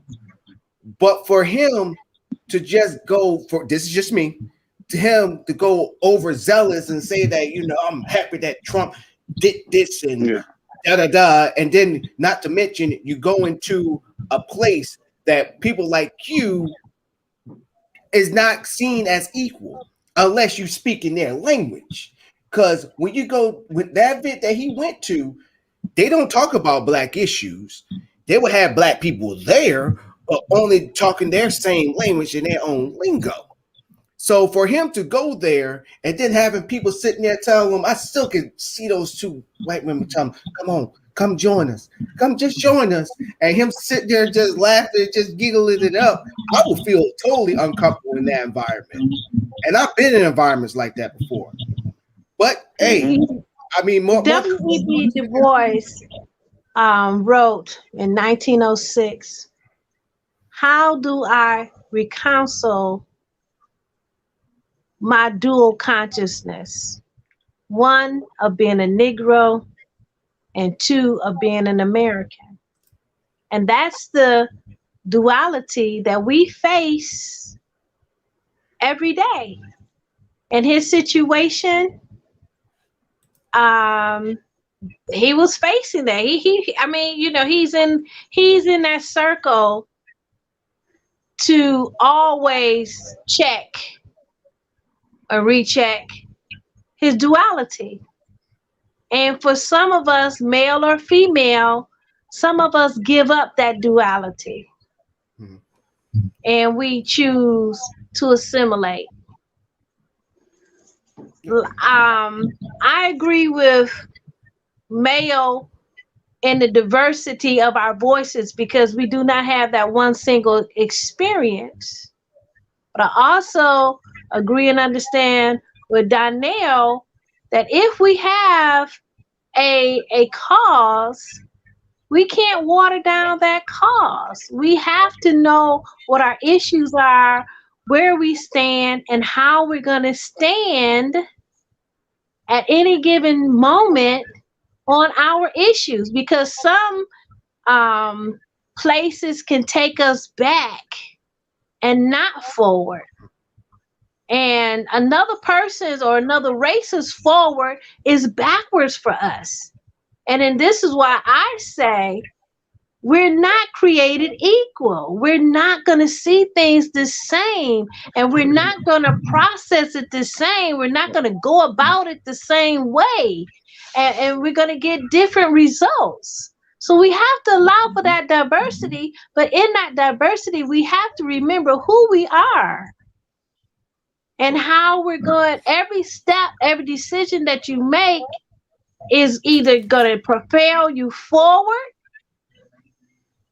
or it's going to temporarily make you feel comfortable and propel you backwards. But these are the and if I can add something, so I guess even till now I can still feel my blood like a little boiling. Cause I feel like part of what I pride in myself is the opportunity and ability to feel like I'm gonna give people benefit of the doubt in the sense of my mind consideration, try to get understanding what it at and all that. So I never want to catch myself in a place where I'm being ambushed by majority of my people, like, you know, or how dare you think, allow them to think, because that's what they were doing to them. And to the point that they were. See, here's the thing, Mario, is going along with what T's saying. It's at the end of the day, free speech was based off of decorum and etiquette. You can say what you want to say, but there's a certain way to go about saying it in certain environments. You can be brutally honest behind closed doors, but if you're amongst general population and you're not quite sure who is of what lineage or loyalty or association, then you become somewhat cryptic with your word. Now we saw it in the video where he used his cryptic wordplay for manipulation and misleading information. But at the end of the day, like you can say what you want, but it's like, all right, there's a way to go about it. So I can respect you for what you say, but I cannot respect the manner in which you say it. And that difference right there. I'd have been fine if the debate on that show was just between him and whoever was black on that show. The part that I felt was that I don't think to my own heart that Joy Behar is the most. I don't think she loves black people as much as Black Van Jones loves black. And to watch her dog him and try to cut him off and all, I'm like, hold on. Y'all gonna join this white woman to try to dog this brother because of what she thinks is popular, and she feel like, oh, I'm on the popular. I could speak popular thing and use the opportunities to dog. I mean, that's the way I looked at it. I mean, I'm like, you're not talking. And Van might have felt that way as well. But once again, it goes back to decorum and etiquette. You could get ambushed, like with the gentleman that was disagreeing with the YouTuber. Though his rhetoric and his passion were a little overzealous and bordered aggression, he still made sure to keep the point, like Donnell said, back on Black Lives Matter and what the focal point of Black Lives Matter is. And why it was set up in the first place. The singular purpose. He could have used other examples of singular purpose movements and organizations that sprung up across America, but he still understood that. He made sure to keep bringing him back to that point every time he tried to lead them all. That was the decorum and the etiquette bringing in. He was a little rough around the edges with it, but he still made sure to do that. That's where we really need to understand that point when dealing with people. Like it falls in line with that whole give them the benefit of the doubt. I give you the benefit of the doubt as long as you're civil about it, because I don't really know you like you don't really know me. Right. So you can express that point. Let's just have a base but level of respect. They didn't give him that. He was calm the whole time. Yeah, and that's what I'm saying. I understand exactly what you're saying. Look, I agree. I agree with you on that part. I do believe that even Sonny, because I love Sonny on the show, she came at him. Oh, Joy gonna come at him. Definitely, if you're not liberal or Democrat, she's gonna come for you to teeth her out. There are times where even with Joy Behar, sometimes I think she's a bit much. I just want her to be like, hey, take a seat, have some wine, calm down, fix your wig, all that stuff. So yeah, I agree. She told me to go take a nap. I mean, this is someone who had been a secretary before, a black man who had been a secretary. See, I don't let nothing slide by me when it becomes my brothers, my sisters. Especially if, like I said, I'll protect what's her name, I'll protect Candace Harris anytime and day, even though I know she ain't gonna protect me. I don't care. I just feel like she has a right to think of or whatever. She might be the craziest. I mean, she has a right to have that mindset. That's freedom. That we fight for. I mean, oh my God! Mayo, I feel your passion. I feel your passion, and I've shared that passion. But trauma and messed up people have made it very judicious on the Supreme Court level. Yeah. So I feel what you're saying, but you just gotta. You got pick and choose your battles. Like when it comes to Candace, I would defend you if it was an act of aggression against you, violence against you. You were female, so if some dude trying to run up on you aggressively, yes, I'm gonna step in. If somebody getting loud with you, I'll let it happen to a certain point. They start calling you bitch and season up. And that's what I'm saying. I'm not saying I'm gonna take us out of the argument. I'm saying that I want her to be able to speak her mind, because she's another person. Outside the fact that she's black, she's another person, and everybody has a mind. It should be free. Let them freely think. Now, wherever they get to, you better find some logic that got you there. I'm gonna come and meet you over some logic too. If I'm not with you in the same place, but I can agree to disagree. I can agree peacefully to disagree, and without having to berate you, without having to make you feel like you ain't nothing. And when we mob people like that, like Ben Carson, all these black Republicans that we try to mob, some of them, they have in their own heart good intentions for our people. We can't have all one mind, CNN mindset. Most of us got our mindset from CNN. Just being honest with y'all. Most of us, if we didn't watch CNN, we won't know what the capital. We're talking about the state capital. I'm not saying most. I mean some of us. To be honest with you, some of us said what we call them. I'm got elected. That's because they're common people and they're not experts. Of course, I mean the Fox people have the Fox mindset, so that's across the board for all people. On the issue on the merits of minus 45, my issue was this: when he wanted to dismantle the Healthcare Act, that's a no-no, because I personally would be affected by it. That was not good policy. And make no mistake, I don't have emotional feelings concerning minus 45. I have feelings for the policy that affect me.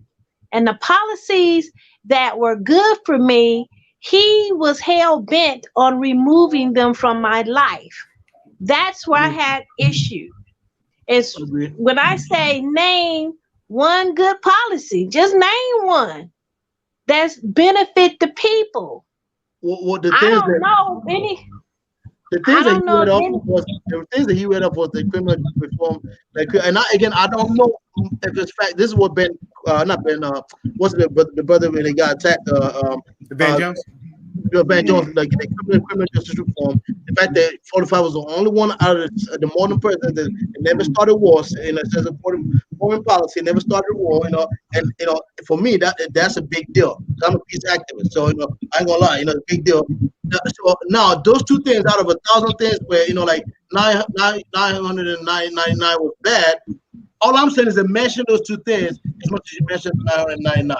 If it's true that he did, which I don't really think he did any criminal justice reform outside the one, like I said, that's something that I know was reported. Then you gotta think about, we got a military man in the house. How many wars currently is the United States engaged in? We got the Iraq War, then we got the war. What's war we got? Actually, there's some other ones that I can't mention. Only thing I can say Africa.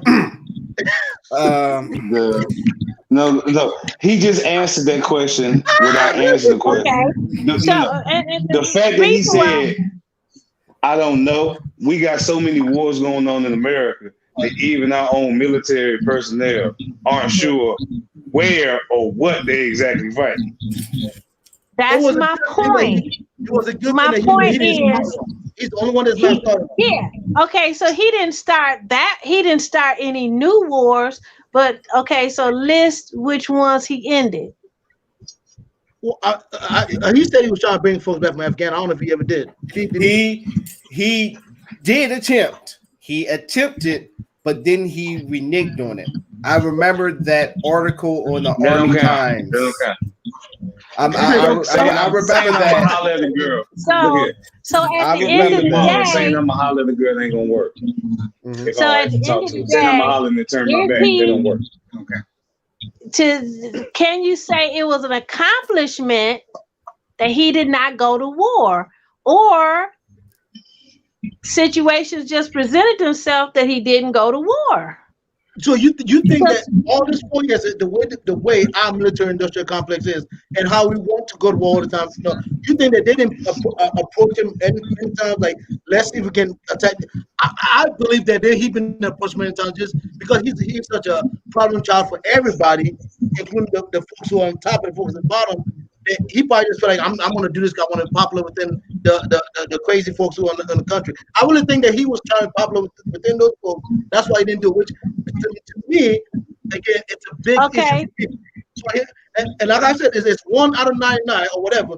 All I'm saying is that I cannot not give him credit for it because I know that one of those 99s is one that I'm passionate about. I'm passionate about one of 99. Okay, but Mario, what I'm saying is this. It's just like me saying, well, I'm going to give Mayo credit because he didn't go to Kroger's today. That's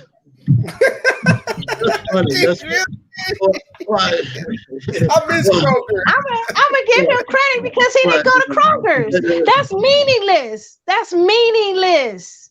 If we were not presented and faced with the war, if no one had declared war on us and we did not go into battle, then that's one thing. There were several times in U.S. history where President Wilson and President Roosevelt took the position that they were going to be neutral when war was presented. There was no war presented to Trump for him to say we're not going to go to war. So those were meaningless words.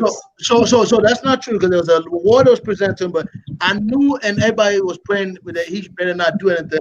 When Russia, and there was a day when there was a couple of few days when they had the ship and they flew over our ship. And, I know you're talking about. I know you're talking about. And I'm like, I hope this crazy dude don't really, act this itself, Then also there was one time when he almost started war, because I protested at the White House that day. I was in D.C. on a progressive PPP, Elizabeth Warren's group. I happened to be in D.C. that weekend, and we protested at the White House that day when he killed that guy in Iran. Iran? Oh, look. So we protested at the White House that day. So again, that could have started something so fast. So again, I'm not here to defend 45. I'm just saying to y'all that if y'all sit there and listen to people that want to just give one side, even though there's like the one side they're giving is majority, which is probably who he is at the most. It's only better when they give the little that he did, like to say this is the only little thing he did, and it makes him look still the way it is. I'm just saying, when you don't give that little side, then you make him look like he got something that you're not. You make him look like you kind of giving him credit without giving him credit. That's all I'm saying. Yeah. So when Van Jones gives him credit for the 10% and talks about the 90% thing get bad, and everybody jumps on Van Jones because we talk about the 10%, that looks bad on anybody who's on that side. Why would you jump on for the little things that he did? When we know everything else he did was horrible. Why would you jump on the little things that he's mentioning that this guy did some little things that was good, but everything else he did was horrible? And y'all jumping on him? Y'all don't want to talk about little things that might be good. That's what I'm saying. That's not accurate reporting. Van Jones is supposed to be in the press. He's supposed to be reporting accurately. We should praise him for doing that. That's all I'm saying. Well, nothing's accurate. Anything presented on TV is to entertain, so it can never be accurate, because accurate information is not entertaining. And then my issue is not with Van Jones, because I didn't even see the situation. I'm just speaking directly. We would have him on the show next time. We talk about Mayo. Yeah, we were just over the whole show. I was hot over the weekend. My statement was directly to what can be really shown as an accomplishment. And people have always said for him to give him a chance, and we did. And we did not like what he did, so we voted him out. Of course, but there's people are disputing that. So if we should just let him know that, hey, you lost, go do what you want to do, but don't break into the Capitol.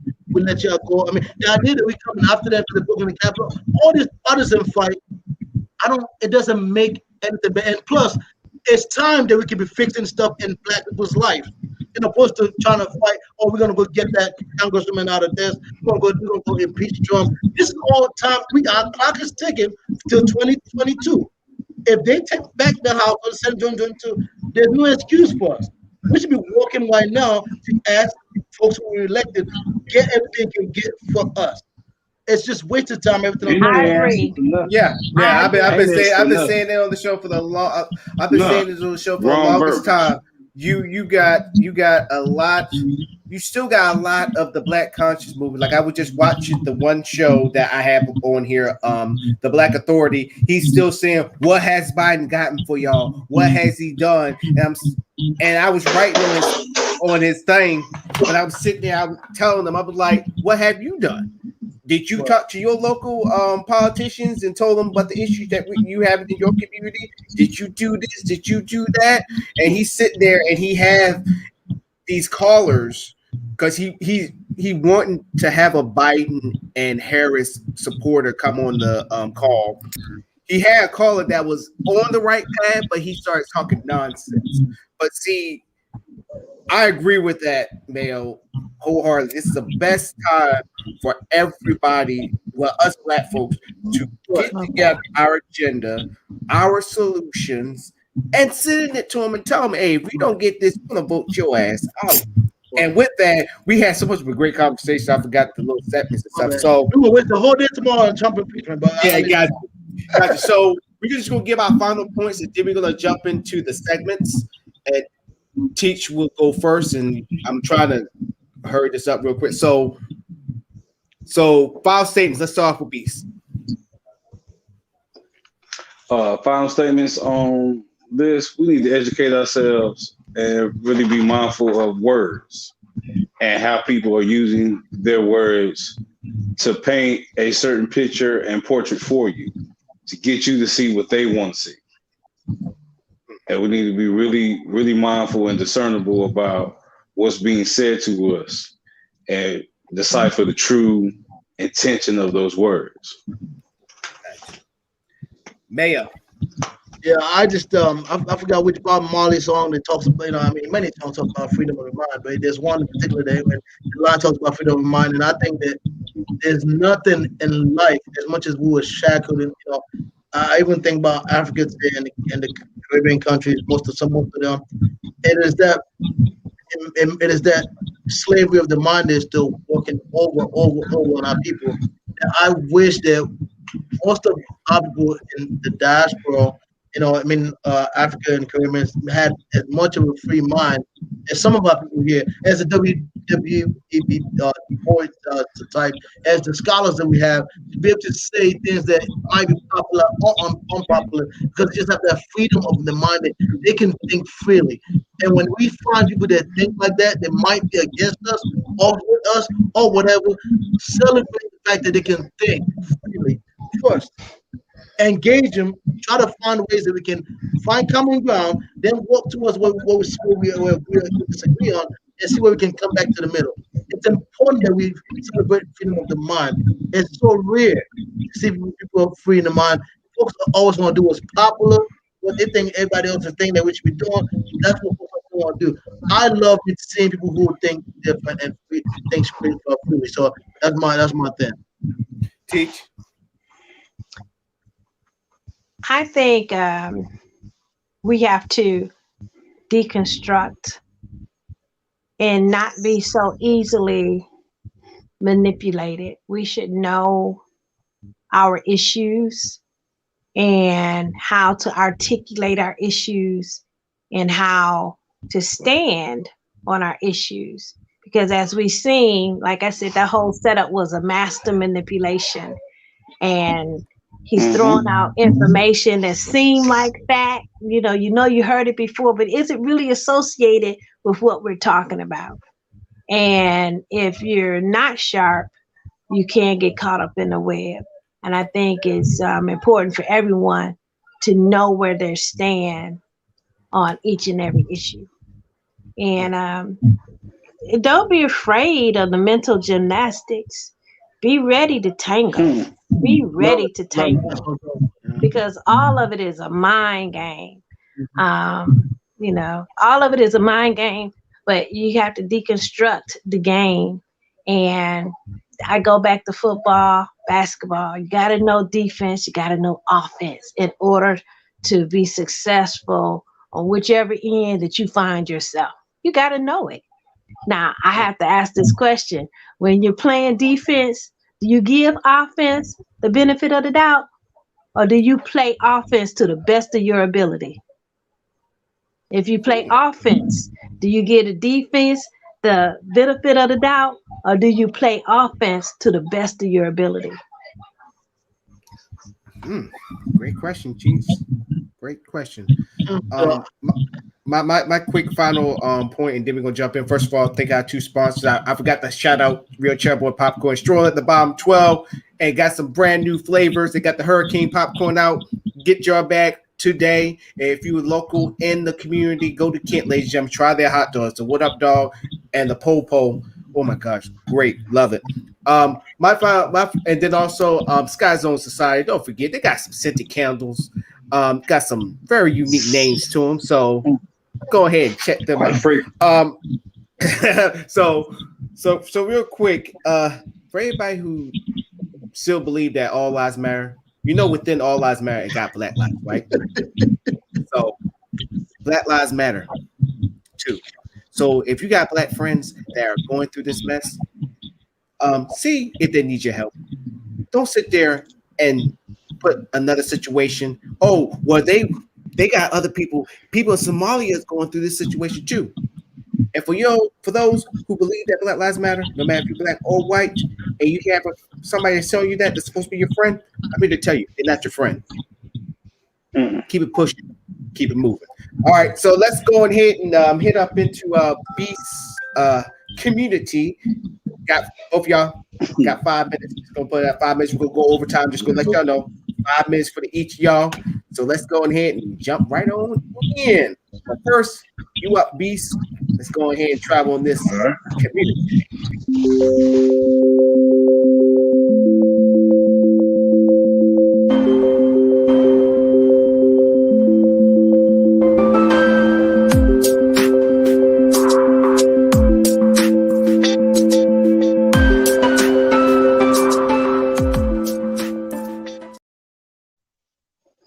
You know what I miss in the community? Shooting one. Well, catch the fade, as kids like to call it nowadays. That good mano y mano. So you had an issue, no matter how trivial, if you felt the urge, y'all knuckle up. Win, lose, or draw, y'all deal with each other the next day. Shoot, some of my best and close friends are individuals who I spent at least 6 years fighting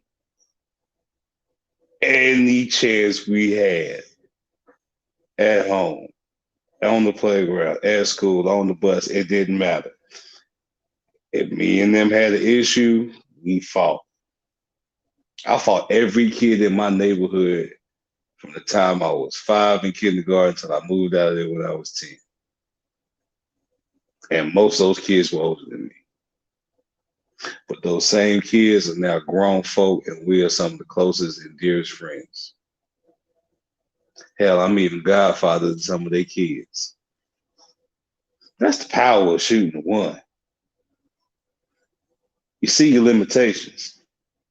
You see your potential.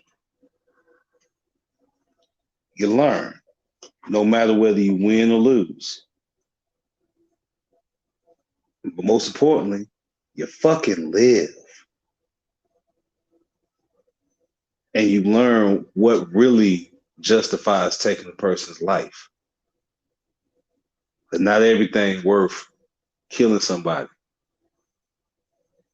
If somebody ain't gonna come back and you gonna take somebody's life, make it for something. We need to reinstill this type of mentality back into the community and get the community back where it was, plentiful and bountiful. That's my little rant when I'm thinking about my community. I hope you enjoyed it, and feel free to come on back anytime. Bring papers.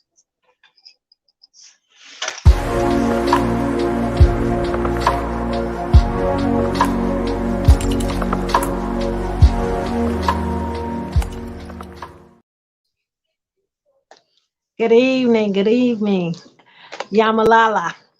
As you know, we are 26 days before we arrive in Cameroon, and we opened up with the statement of sowing a seed. So I just want to show you this little clip of the afterglow of sowing a seed. So Darnell, go ahead and play the clip. I hope you enjoy it.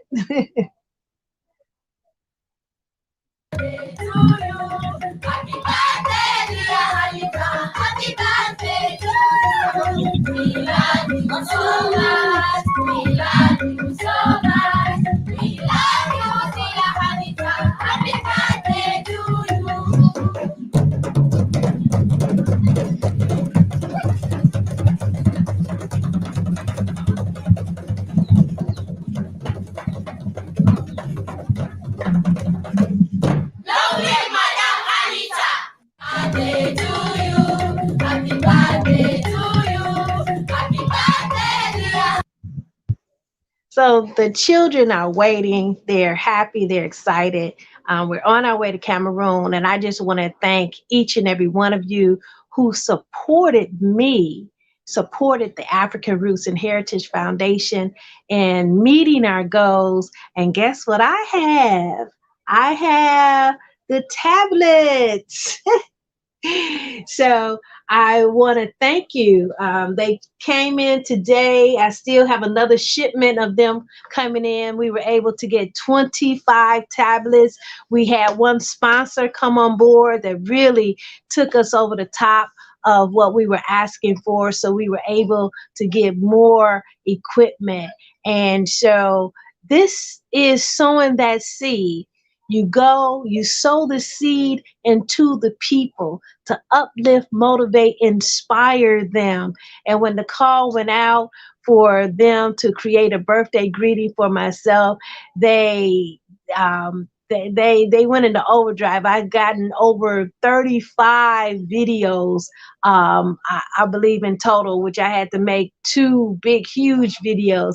So I'm sowing a seed in their education. When the pandemic hit the United States, the school systems gave the students tablets or laptops so they can continue their studies.